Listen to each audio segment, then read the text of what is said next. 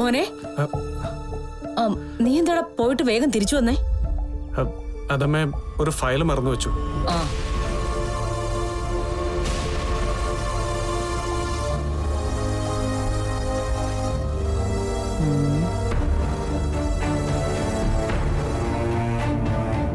വാ പോവാം. എങ്ങോട്ട്? നീ ഓഫീസിലേക്ക് വരുന്നില്ലേ? എന്നെ കൂട്ടാതെ പോയതല്ലേ? അതിനല്ലേ തിരിച്ചു വിളിക്കാൻ വന്നത്. പെട്ടെന്ന് എന്താ ഒരു മനമാറ്റം? നീ വരുന്നുണ്ടോ ഇല്ലയോ?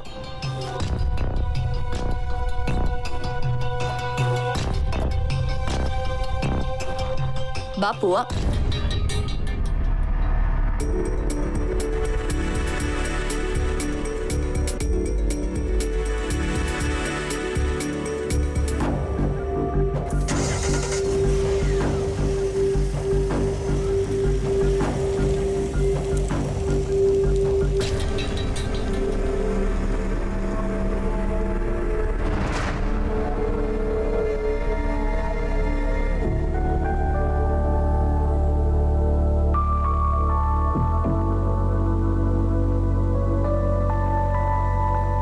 എന്താ പറയാനുണ്ടെന്ന് പറഞ്ഞത്? അത് പിന്നെ ഈ വിവാഹത്തെ കുറിച്ച്. ആരുടെ? നമ്മുടെ സ്വാമിജി പറഞ്ഞില്ലേ? ഓ അതോ? അതെന്താ അത്ര നിസ്സാര കാര്യ? ഞാൻ അത്രയ്ക്ക് കാര്യാക്കിയിട്ടില്ല. അഭേട്ടന് താല്പര്യമില്ലാത്തൊരു വിഷയമല്ലേ? അതെ, അത് സത്യമാ. എന്നാലും മറ്റുള്ളവരുടെ താല്പര്യം നോക്കുമ്പോ. മറ്റുള്ളവരോ? അതെ, നമ്മുടെ വീട്ടുകാരൊക്കെ.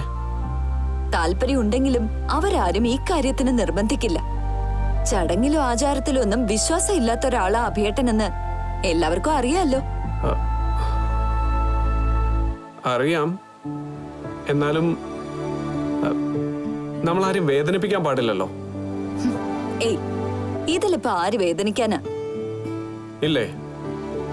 ആരുമില്ലേ? നിന്റെ അമ്മ, അച്ഛൻ, പിന്നെ എന്റെ അമ്മ, എല്ലാരും നമ്മുടെ നന്മ ആഗ്രഹിക്കുന്നവരല്ലേ. അവർക്ക് വേണ്ടി. അപ്പൊ നമുക്ക് വേണ്ടിയല്ല? അല്ല, നമുക്കും വേണമല്ലോ. എന്ത് വിവാഹോ? നീ എന്താ എന്നെ കളിയാക്ക? അല്ല, സ്വയം കളിയാക്കിയതാ. വിശ്വാസവും മോഹവും ഇല്ലാതെ മറ്റുള്ളവരുടെ സന്തോഷത്തിന് വേണ്ടി നമ്മൾ എന്തിനാ അഭേട്ട വെറുതെ നിന്നു കൊടുക്കുന്ന? ഒരിക്കൽ കതിർമണ്ഡപത്തിൽ അങ്ങനെ നിന്നു കൊടുത്തവരല്ലേ നമ്മൾ. വീണ്ടും വീണ്ടും എന്തിനാ അങ്ങനെ ഒരു പരീക്ഷണം? അല്ല, ഇതിപ്പോ സ്വാമിജി പറഞ്ഞത്. ഏതോ സ്വാമിജിയാണോ അഭേട്ട നമ്മുടെ പൊരുത്തം നിശ്ചയിക്കുന്നത്? നമ്മുടെ മനസ്സല്ലേ, നമ്മുടെ മനസാക്ഷിയല്ലേ? എങ്കിൽ ആ മനസാക്ഷി എന്നോട് പറയുന്നു നമ്മൾ ഒരുമിക്കാൻ. ഞാനത് കേൾക്കുന്നു.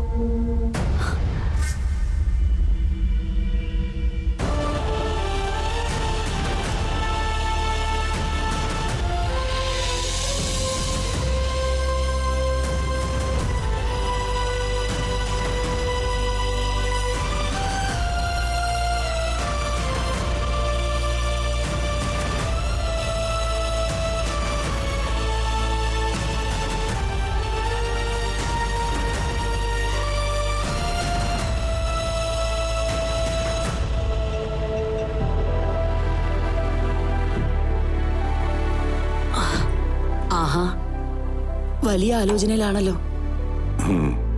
ആലോചിക്കാതെ പറ്റില്ലല്ലോ പറു. അച്ഛനായി പോയില്ലേ. എന്താ ഇതേട്ടാ പ്രശ്നം? പ്രശ്നം ഒരുപാടുണ്ട്. പക്ഷേ ഇപ്പൊ എന്റെ പ്രശ്നം എന്റെ സംയുക്ത മോളാ.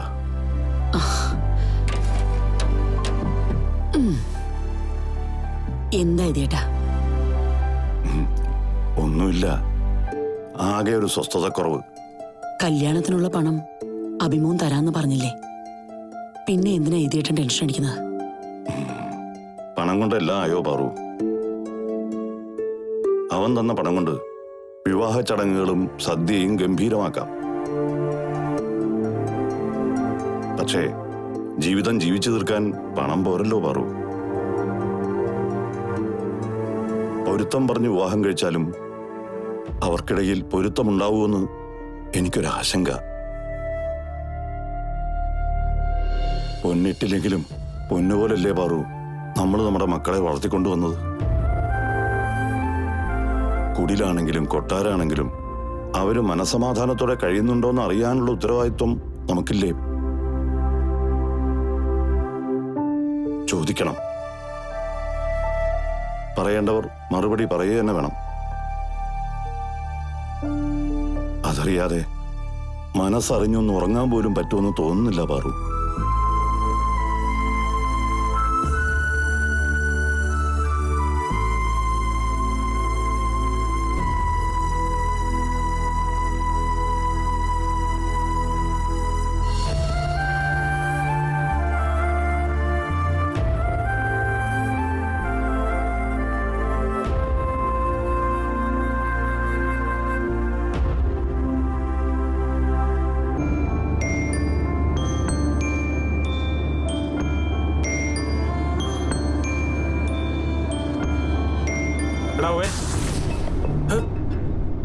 നിങ്ങളോ മനുഷ്യനെ പേടിപ്പിച്ചു കളഞ്ഞല്ലോ.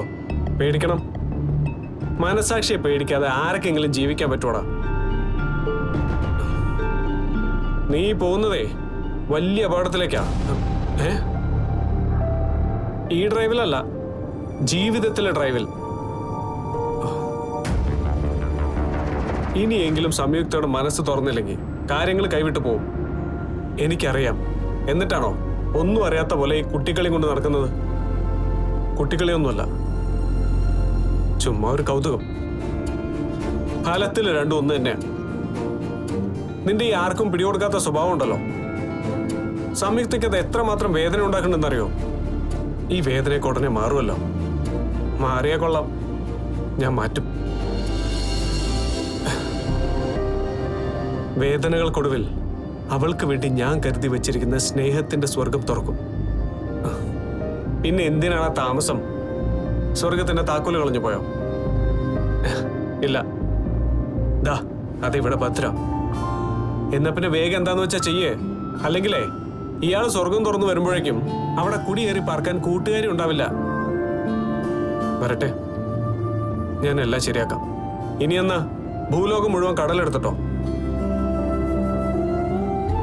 വല്ലതും ചെയ്യുന്നുണ്ടെങ്കിലേ അത് ഉടനെ വേണം. ഒരു നിമിഷം മുമ്പെങ്കിൽ ഒരു നിമിഷം മുമ്പ്.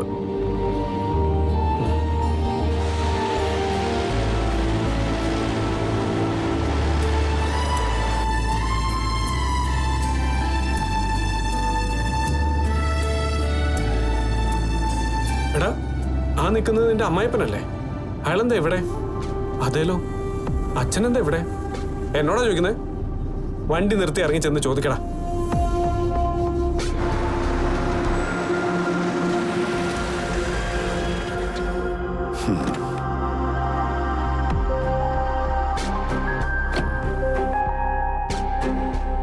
അച്ഛനെന്താ ഇവിടെ?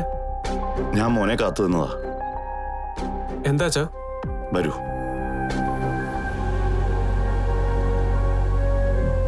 നാല് പെൺമക്കളുടെ അച്ഛാവിളി കേട്ട എനിക്ക് ശീലം. മോനും ഹർഷനും ഓർക്കാപ്പുറത്ത് ഞങ്ങളുടെ ജീവിതത്തിലേക്ക് കടന്നു വന്നപ്പോ ആ 6 വിളികൾക്കും ഒരേ താളമാണെന്ന് വിശ്വസിച്ചൊരച്ഛനാ ഞാൻ. ആ വിശ്വാസത്തിന്റെ ബലത്തിൽ അച്ഛൻ ചോദിക്കുക, ഞാൻ ഈ കാണുന്നതിനപ്പുറം എന്റെ മോന്റെ മനസ്സിൽ മറ്റെന്തെങ്കിലും ഉണ്ടോ? അച്ഛൻ എന്താ ഇപ്പൊ ഇങ്ങനെ? അച്ഛനോ അതറിയില്ല. പക്ഷെ എന്റെ മോനെ മനസ്സിലെന്തോ വല്ലാത്തൊരാധി. വീട്ടിൽ വെച്ച് നിന്നോട് സംസാരിക്കാൻ സാഹചര്യം ഇല്ലാത്തോണ്ടാ ഞാൻ ഇവിടെ വന്നത്. സ്വാമിജി പറഞ്ഞതുപോലെ സംയുക്തയുമായിട്ടുള്ള 2ാം വിവാഹത്തിന് നീ സമ്മതിച്ചു. മറ്റാരും അറിയരുത് എന്ന നിബന്ധനയിൽ കല്യാണ ചെലവിനുള്ള കാശ് പാറുവിനോട് വാഗ്ദാനം ചെയ്തു. എങ്കിലും എവിടെയോ ചില പൊരുത്തക്കേടുകൾ. എല്ലാ സാഹചര്യങ്ങളും ഒത്തുവന്നിട്ടും വിവാഹം നടത്താൻ മാത്രം എന്തോ ചില കാലതാമസം. ഒരുപക്ഷെ ഇതൊക്കെ അച്ഛന്റെ വെറും തോന്നലുകളാവാം.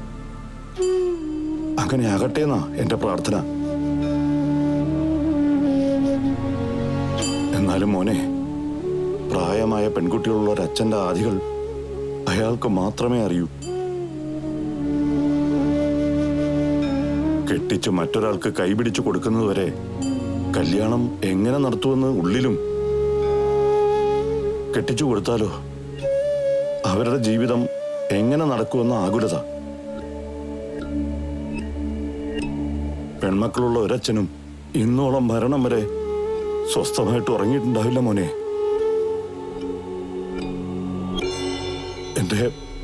എന്റെ സംയുക്ത പാവമാ.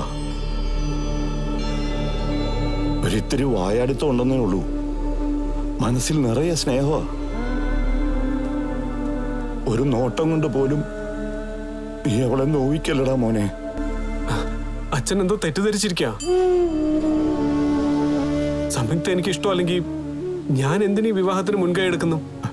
അതച്ഛൻ സമ്മതിച്ചു.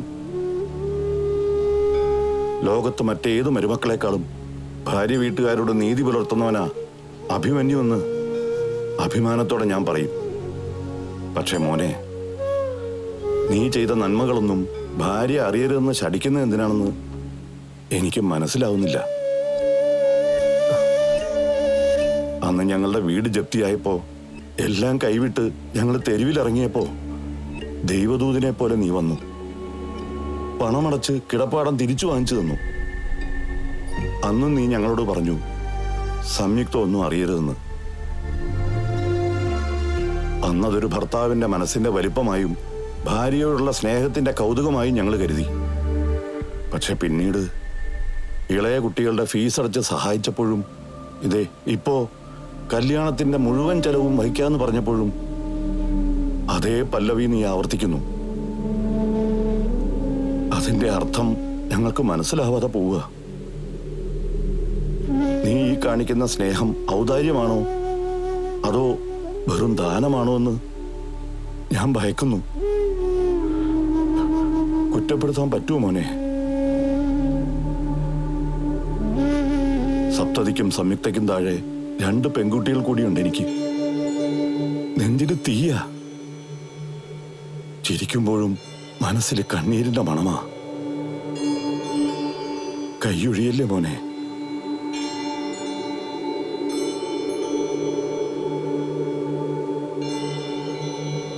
അച്ഛനെ ഞാൻ എവിടെ വിടേണ്ടത്? പെരുവഴിയിൽ ഉപേക്ഷിക്കാതിരുന്നാ മതി.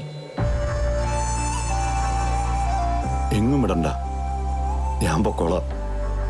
അല്ല അച്ഛാ, അത് സാരമില്ല മോനെ. 10 അടി നടന്നാൻ ബസ് സ്റ്റോപ്പായി. ഞാൻ പൊക്കോളാം. മോൻ പൊയ്ക്കോ. പൊക്കോന്നേ.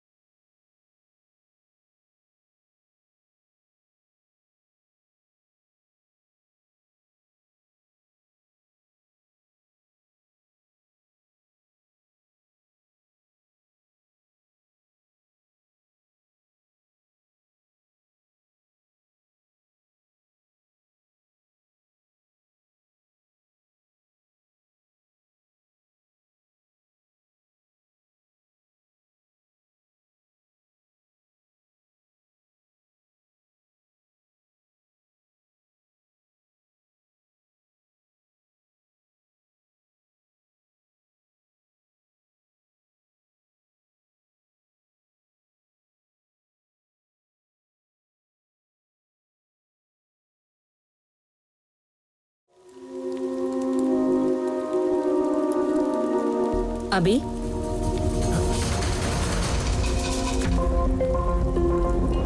നീ എന്താ ഈ ആലോചിച്ചു കൂട്ടുന്നേ? ഏയ് ഒന്നുമില്ല അമ്മേ.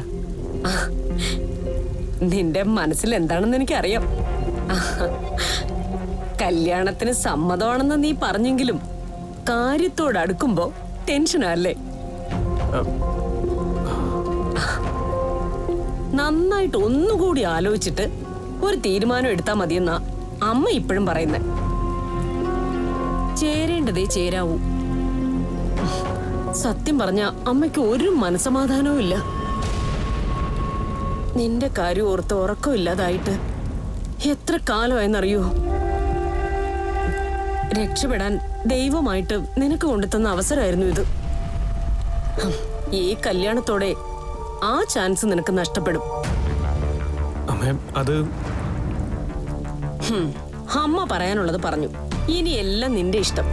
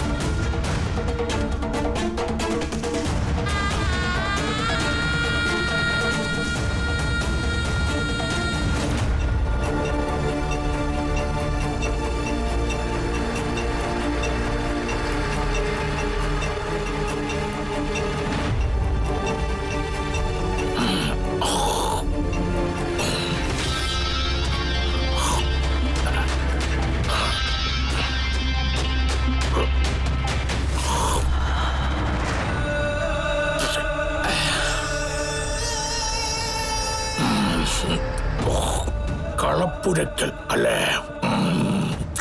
വരിക. അയ്യോ, അത്ഭുതം അത്ഭുതം! ഇതാരെയും വന്നിരിക്കുന്നേ? വാമദേവ തിരുമുൽപ്പാടോ? വന്നാട്ടെ വന്നാട്ടെ. നാത്തുനെ, വേഗം പോയി ആരതി എടുത്തുണ്ടോ? ഇത്ര ഉപചാരങ്ങളൊന്നും നമ്മൾ സ്വീകരിക്കാറില്ല, പ്രത്യേകിച്ചും ഈ വീട്ടിൽ നിന്ന്.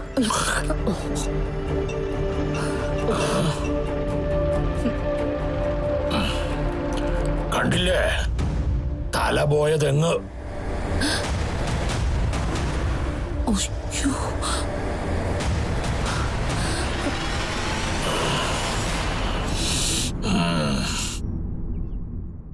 തിറ കൂടിയ കരിമേഘങ്ങൾ.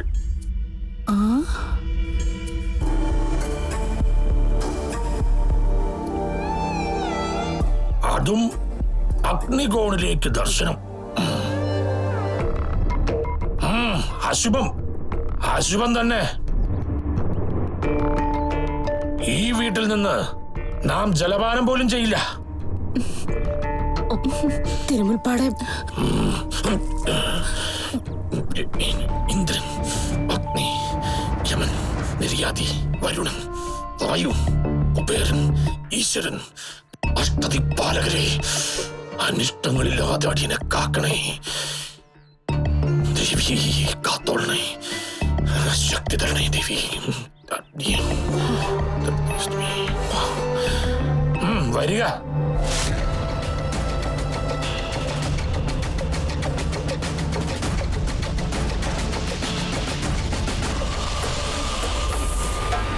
ഇതേതാ ഈ അവതാരം?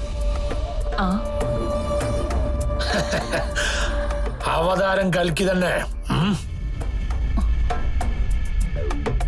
വാമദേവൻ, പാമ്പാടും പാറമനയിൽ വാമദേവൻ തിരുമുൽപ്പാട് കേട്ടിട്ടുണ്ടാവും അല്ലേ? സപ്തതി ചിത്തിര, സംയുക്ത മകം. ല്ലേ? ശ്ശോ, ത്രികാലജ്ഞാനി. ഒക്കെ പറഞ്ഞു തന്നിട്ടുണ്ടാവും അല്ലേ? മനസ്സ് വായിക്കുന്നവർക്ക് മറ്റുള്ളവരുടെ വാക്ക് വേണ്ട കുട്ടിയെ.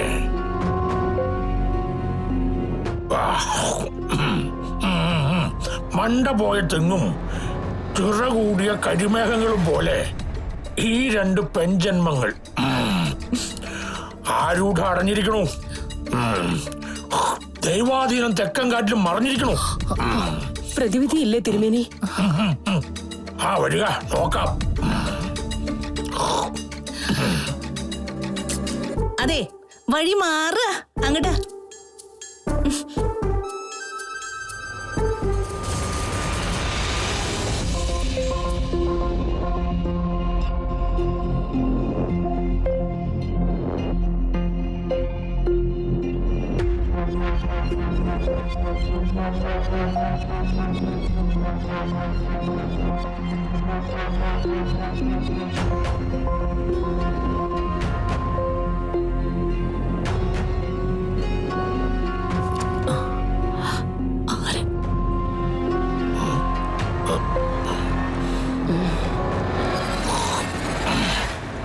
അമ്മയാലേ?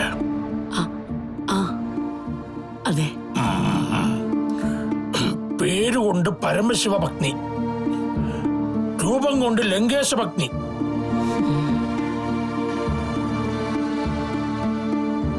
കർമ്മം കൊണ്ട് അഘോര ഭഗ്നി, കാൽ വച്ചാൽ കലഹം, കൈ തൊട്ടാൽ കന്മഷം, വാഴുന്നിടം വീഴും, വീഴുന്നിടം നരകം. ടോട്ടലി കുഴപ്പമാണല്ലേ തിരുമൽപ്പാടെ? വരട്ടെ, സർവ കുഴപ്പങ്ങളും നമുക്ക് പൂത്തുകളയാം. അതെ, പ്രവാചകനായാലും ത്രികാലജ്ഞാനി ആയാലും കൊള്ളാം. എന്റെ അമ്മയെ പറ്റി അനാവശ്യം പറഞ്ഞുണ്ടല്ലോ. ഞങ്ങൾക്ക് ഞങ്ങളുടെ അമ്മ മഹാലക്ഷ്മിയാ, സാക്ഷാല അന്നപൂർണേശ്വരി.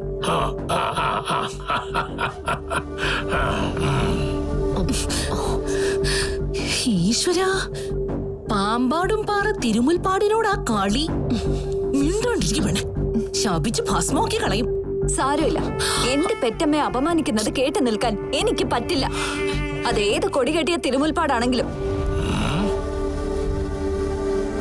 സംയുക്ത വേണ്ട, ചുമ്മാരി, അദ്ദേഹം പറയട്ടെ. അമ്മ ഒന്ന് ചുമ്മാ ഇരുന്നേ. ഇത് നമ്മളെ ഒതുക്കാൻ ഇവർ ഇറക്കുമതി ചെയ്ത വ്യാജ പ്രവാചകനാ.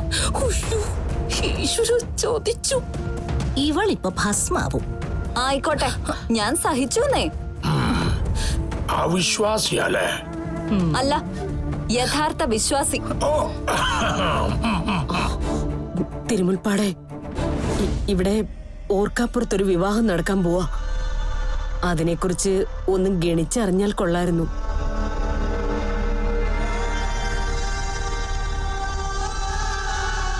അതിനിപ്പോ പ്രത്യേകിച്ച് ഗണിക്കേണ്ട കാര്യം എന്താ? ആരൂഢം മറഞ്ഞു എന്ന് ഞാൻ പറഞ്ഞില്ലേ?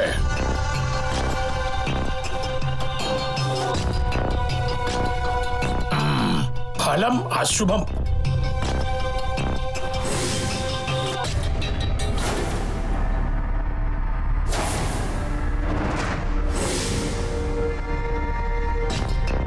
ആദ്യവ്യാധികൾ,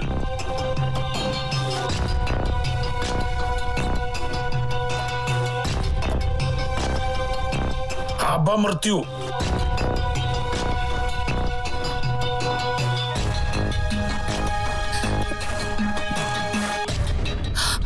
തിരുമുൽപ്പാടെ ഒന്ന് തെളിച്ചു പറ.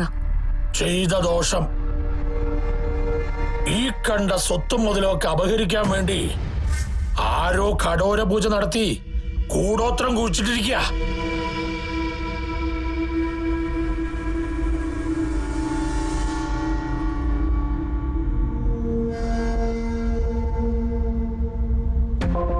ഈശ്വരാ,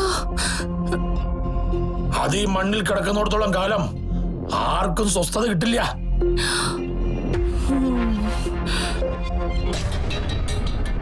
ആരാ തിരുമുൽപ്പാടെ അത് ചെയ്തത്?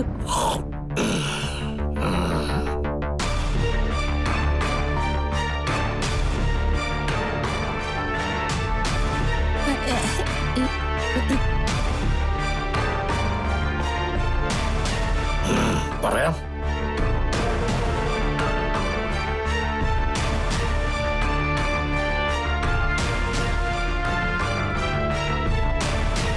അതിനു മുമ്പ് ക്ഷുദ്രപേടകം കണ്ടെത്തണം. ക്ഷുദ്രപേടകോ? അതെ, നീചകർമ്മം ചെയ്ത് പിശാചിനെ ആവാഹിച്ച് ഈ വീട്ടിൽ കൊണ്ട് കുഴിച്ചിട്ടിരിക്കുന്ന ആ കൂടോത്രം. ആദ്യം അത് കണ്ടുപിടിക്കണം.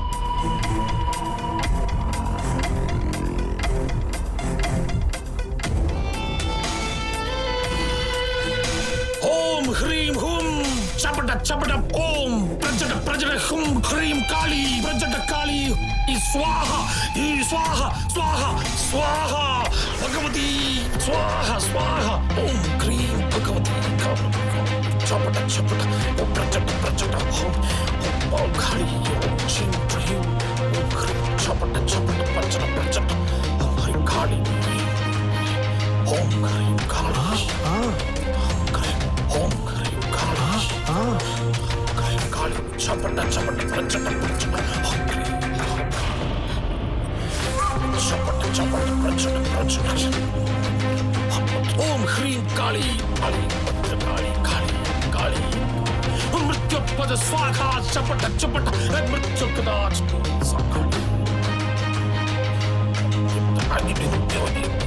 ദേവി കൗതുകമേ ദേവി ചപട ചപട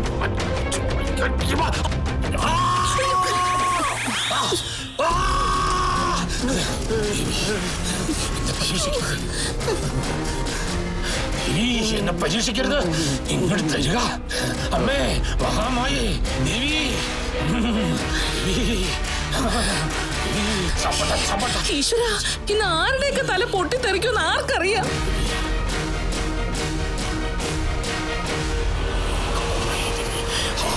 ഭഗവാനെ, ഭഗവാനെ, ഭഗവാനെ, ഭഗവാനെ, ഭഗവാനെ, ഈശ്വര, ഭഗവാനെ. ദേവി മഹാമായി. അയ്യോ, ദേ പോണ്. ഹരഹരോ ഹരഹര, സ്വാമിയേ ശരണമയ്യപ്പ. ദേവി ദേവി മഹാമായി. ഹരഹരോ ഹരഹര, സ്വാമിയേ ശരണമയ്യപ്പ. ഹരഹരോ ഹരഹര, സ്വാമിയേ ശരണമയ്യപ്പ. ദേവി സ്വാമിയേ ശരണമയ്യപ്പ. ഹരഹരോ ഹരഹര, ഹരഹരോ ഹരഹര, സ്വാമിയേ ശരണമയ്യപ്പ. ദേവി കാണിച്ചേരണേ. രാമ ഇവിടെ കുഴിക്ക.